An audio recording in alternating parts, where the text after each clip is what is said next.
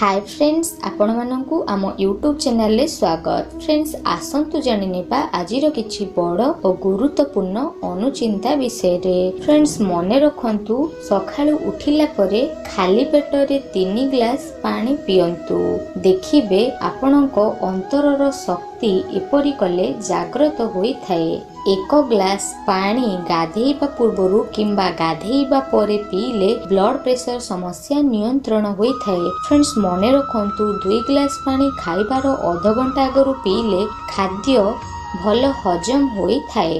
राति रे सोइबा पूर्वरु आधा ग्लास पानी पीले हृदघात हेबार संभावना कम होई थाए। फ्रेंड्स, मने रखंतु 5टी गोलमरीच, गोटिए पियाज, आधा चामच लूण को बाटी केशरे लगाइले केश झड़िबा बंद होई थाए। फ्रेंड्स, यदि आपणको मुहरे कला दाग हेउछि तेबे मने रखंतु दही रे बिलाती रस मिसाई 15 मिनिट लगाई तापरे धोई दियंतु।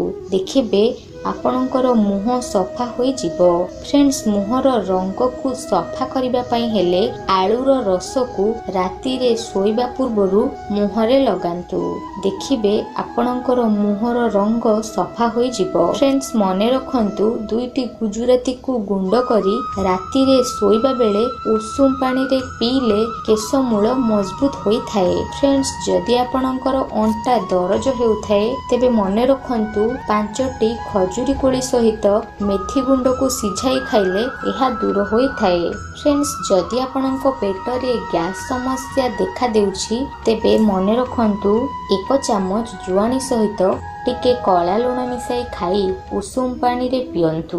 देखिबे आपणको पेटर गैस समस्या दूर होई थाए। फ्रेंड्स, रोषेई करि सारिबा परे सर्वदा चूल्हा को भल भाबरे सफा करि नियंतु। एहा करिबा द्वारा घरे सुख समृद्धि बुद्धि पाई थाए। फ्रेंड्स, राति रे रोषेई घरे केबे भी ओइठा बासन रखंतु नाही, नचेत एहा गृह पाई अशुभ होई थाए। फ्रेंड्स, मने रखंतु केबे भी भंगा बासन रे खांतु नाही किंबा रोषेई करंतु नाही, नचेत एहा आपणको पाई और आपणको परिवार पाई अशुभ होई थाए। फ्रेंड्स, रोषेई घरे केबे भी औषध और पूजा स्थान रखंतु नाही, नचेत एहा आपणको गृह पाई अमंगल होई थाए। फ्रेंड्स, मने रखंतु घरर उत्तर पूर्व कोण रे काच पात्र रे लूण रखिले अत्यंत शुभ होई थाए एवं आपणको घरर आर्थिक समस्या मध्य दूर होई थाए। घर भितरे महादेवको परिवारर सहित फोटो रखिले पिल्ला माने आज्ञाकारी होई थांती।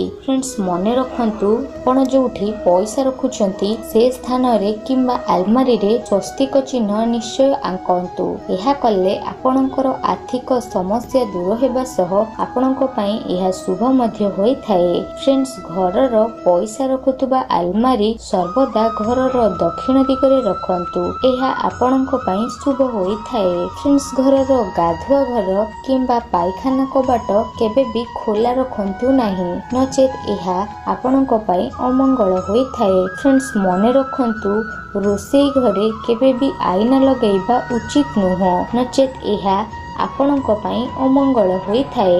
फ्रेंड्स, सर्वदा घरर उत्तर दिगरे आपणकर विवाहर फोटो लगांतु। एहा आपणको पई मंगल होई थाए। फ्रेंड्स, सोइबा समय रे मुंड पाखरे तंबार पात्र रे जल रखिले अत्यंत शुभ होई थाए और आपणको स्वास्थ्य मध्य भल रुहे। फ्रेंड्स, जेउ लोकर नयन रे कला जाई रही थाए से अत्यंत चतुर और बुद्धिमानी एवं दूरदृष्टि संपन्न मध्य से होई थाए। जेउ लोकर पाद तले कला जाई रही थाए से अशिक्षित और धन नष्टकारी होई थाए। जेउ लोकर डाहाण पाद उपरे कला जाई रही थाए से सदा बेले भ्रमण करिबा को भल पाई थाए। फ्रेंड्स, जेउ लोकर कान रे कला जाई रही थाए से लोक मिष्ठभाषी और धर्मपरायण होई थाए। जेउ लोकर पृष्ठ भाग रे कला जाई रही थाए से लोक धीर स्वभाव, दानी और सुख भोग मध्य करि थाए। फ्रेंड्स, जेउ लोक ଲୋକର ଜାନୁରେ କଳାଜାନି ରହିଥାଏ ସେ ବଳିଷ୍ଠ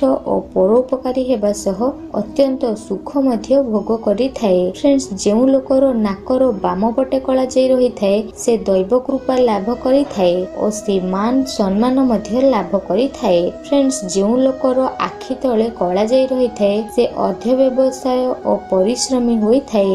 ଯେଉଁ ଲୋକର ତଳ କିମ୍ବା ଉପର ଓଠରେ କଳାଜାଇ ରହିଥାଏ ସେ ବିଳାସମୟ ଜୀବନ କାଟିବାକୁ ସର୍ବଦା ଭଲ ପାଇଥାଏ। ଫ୍ରେଣ୍ଡସ୍, ଯେଉଁ ଲୋକର ଦକ୍ଷିଣ ବାହୁରେ କଳାଜାଇ ରହିଥାଏ ସେ ଲୋକ ଧୈର୍ଯ୍ୟଶୀଳ ଓ ଶାନ୍ତ ପ୍ରଭାବର ହୋଇଥାଏ। ଯେଉଁ ଲୋକର ନାକର ଦକ୍ଷିଣ ଭାଗରେ କଳାଜାଇ ରହିଥାଏ ସେ ଦୀର୍ଘାୟୁ ହେବା ସହ ଅଧ ବ୍ୟବସାୟୀ ମଧ୍ୟ ହୋଇଥାଏ। ଯେଉଁ ଲୋକର ଦକ୍ଷିଣ ପକ୍ଷରେ କଳାଜାଇ ରହିଥାଏ ସେ ବିଦ୍ୟାବାନ ହୁଏ ଓ ଦକ୍ଷିଣ ପାଦରେ ଥିଲେ ଧନବନ୍ତ ଓ ଜ୍ଞାନବନ୍ତ ହୋଇଥାଏ। ତ ଫ୍ରେଣ୍ଡସ୍, ଏ ଥିଲା ଆଜିର କିଛି ଅନୁଚିନ୍ତା ବିଷୟରେ। ଯଦି ଏହାକୁ ଆପଣମାନେ ପାଳନ କରନ୍ତି ତେବେ ଆପଣଙ୍କର ଓ ଆପଣଙ୍କ ପରିବାରର ମଙ୍ଗଳ ହୋଇଥାଏ। ଧନ୍ୟବାଦ।